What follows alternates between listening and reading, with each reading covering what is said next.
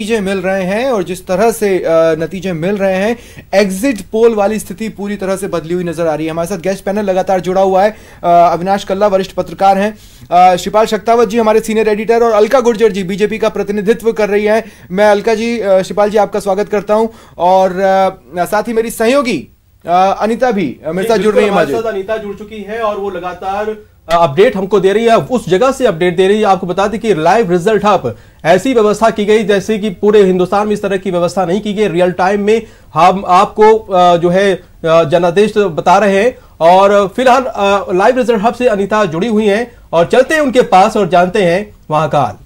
जी माजिद शुक्रिया। माजिद, जैसे जैसे अब रुझान सामने आ रहे हैं वैसे वैसे जो सियासी दल हैं उनकी जो धड़कनें हैं वो तेज़ होती हुई यहाँ पर नज़र आ रही है। लाइव रिजल्ट हब में मैं मौजूद हूँ और ये खैर किसी से नहीं छुपा है कि आंकड़ों के हम बाजीगर हैं। तभी कहा जाता है इलेक्शंस मतलब नेटवर्क 18, और इसी वजह से क्योंकि रियल टाइम में रियल डेटा के साथ हम सबसे पहले सबसे तेज़ और सटीक रिजल्ट आप तक पहुँचाते हैं। हालांकि मैं बाकी दो स्टेट्स की भी बात करूँगी, लेकिन उससे पहले जान लेते हैं कि सूबे में जो 2 उपचुनाव हुए हैं वहाँ सीट्स को लेकर क्या रुझान है, कौन बढ़त बनाए हुए, इसके लिए मैं रुक करूंगी। हमारे सहयोगी अखिलेश जी हमारे साथ है। जी अखिलेश जी, कांग्रेस के लिए अच्छी खबर निकलती हुई हरेंद्र मिर्धा इधर आगे चल रहे हैं और ये अच्छी बात है कि अब कांग्रेस में कई तरह की बातें चल रही थी कि भाई आपसी कुछ भीतरघात ना हो जाए या कोई आपसी टसल ना हो, लेकिन अच्छी बात है कि अभी कांग्रेस दोनों सीटों पे लीड कर रही है। खीवसर से हरेंद्र मिर्धा आगे चल रहे हैं,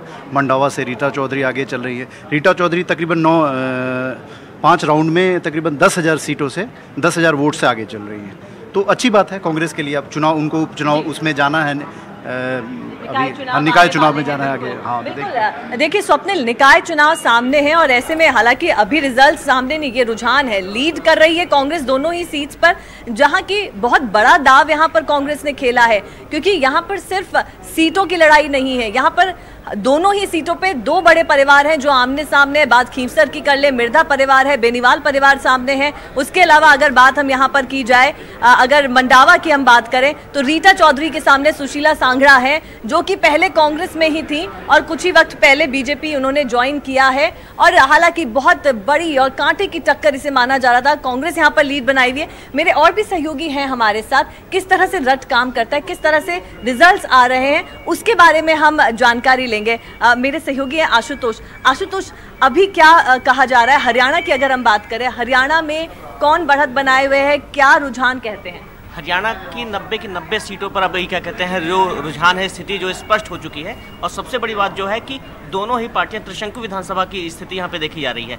ऐसे में अभी जस्ट ये खबर आई है कि बीजेपी ने जेजेपी से बात करने का मन बना लिया है और गठबंधन की एक सरकार यहाँ पे बनती हुई दिख रही है, चाहे कांग्रेस हो चाहे बीजेपी, दोनों की कोशिशें रहेंगी कि वो जाके हरियाणा में सरकार अपनी बनाए। तो ऐसे में बीजेपी यहाँ पे आगे जाती हुई दिख रही है और जल्द से जल्द जेजेपी से बात करके वो सरकार गठन में उनको शामिल करना चाह रही है। जी, और वाकई में स्वप्निल देखिए, जैसा कि हरियाणा को लेकर बार बार यही कयास लगाए जा रहे थे कि त्रिशंकु यहाँ पर सरकार हो सकती है क्योंकि जेजेपी जो है कड़ी टक्कर। भारत एक